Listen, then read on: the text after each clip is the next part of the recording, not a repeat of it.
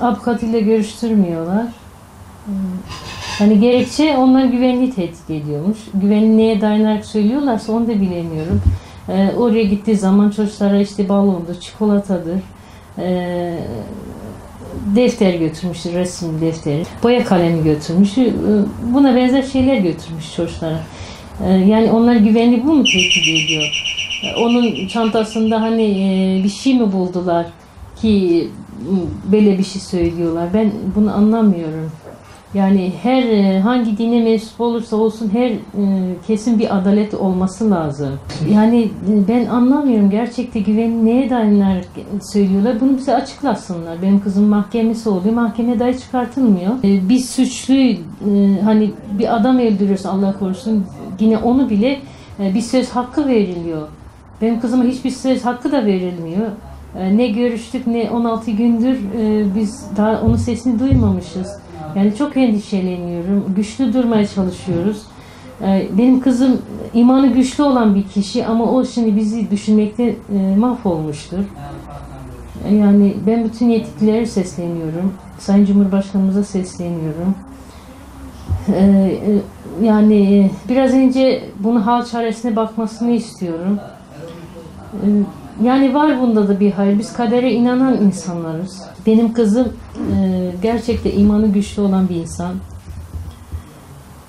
İnşallah dilerim Rabbimde Filistin'in sesi olur. Kudüs'ün sesi olur. Bir tane Ebru tutsalar 1000 tane Ebru yine gider. Biz Kudüs'ü de yalnız bırakmayız.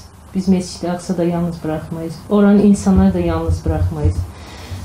Nerede olursa olsun, hangi dine mensup olursa olsun, eğer bir insana ihtiyacı olursa biz hepsinin yanındayız. Yani ne diyeceğimi de bilmiyorum. Ayakta durmaya çalışıyorum gerçekten. Hani benim 3 tane evladım daha var. Hani onlar yanında üzülmemeye çalışıyorum. Ve vardır bunda da bir hayır. Rabbim inşallah bunu hayra çıkartır. Hazreti Yusuf'u zindana atan Rabbimdi. Zindana çıkartıp da Mısır'a hakim kılan da oydu. Elbette biz bir Hazreti Yusuf olamayız ama biz Hazreti Yusuf'ların yolundayız. Öncelikle gözaltına alınma süreci şöyle oluyor. İngilizce, yani havalimanında İngilizce bilip bilmediği soruyor dönüş esnasında. Bilmediğini söyleyince gözaltına alınıyor. Akşamki uçağa bindirip göndereceğiz diyorlar ama böyle bir şey olmuyor tabii ki de. 2 gün sonra mahkemeye çıkartılıyor. Mahkeme tekrar bir uzatma istiyor. 24 saatlik bir uzatma. Ertesi gün tekrar bir mahkeme oluyor. O mahkemede ablamı dahi çıkartmıyorlar. Yine bu uzatma oluyor. Tekrar 4 kere bir mahkeme süreci oldu. En son dün bir mahkeme oldu. Tekrar 7 gün uzatıldığı söylendi. Bugün tekrar bir itiraz mahkemesi söz konusu. Ama yani sürekli bu süreç uzatılıyor. Keyfi olarak ve bize söylenen tek şey güvenlik tehdidi. Yani elçilikte görüştüğüm kişi olsun, avukat olsun, onlar dahi bilgileri yok. Gizli tutuldu. Sadece hakimin bildiği, kendilerinde güvenlik haricinde bir şey bilmediklerini söyledi. Yetkililerden birçok kişiyle görüştüm. Dışişleri ile irtibat halindeyim. Cumhurbaşkanı'na bizzat ilettim. Kendileri ilgilendiklerini söylediler, takipte olduklarını söylediler. Muhakkak ki öyledir. Biliyorum karşımızdaki devletin bir hukuku yok, ellerinde bence yazılı kanunları da yok. Çünkü tamamen keyfi olarak her şeyi ilerletiyorlar. Benim bildiğim hukuk kurallarında en azılı katilin dahi bir hakkı vardır kendini savunması için ve avukat verilir buna ki bu haktır. Ben buna inanan da bir insanım. Ama ablam yani ne yaptı da avukatla dahi görüştürülmüyor bunu anlamış değilim. Avukat bu olay olur olmaz kendisi olayı duyup Filistinli bir avukat devreye kendisi girdi. Devletin ayarladığı bir avukat değil. Gönüllü olarak işte bu işe el attı. Şu ana kadar kendisi bizden bir maddi bir talepte de bulunmadı. Hani sonuçlanınca böyle bir bu konuyla ilgili görüşülecek.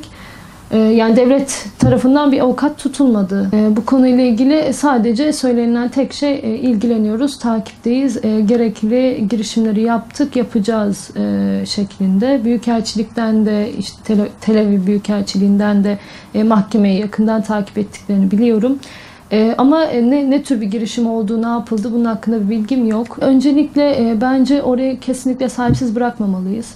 Bir Müslüman ülkesi olduğu için, iki mazlumların yaşadığı için.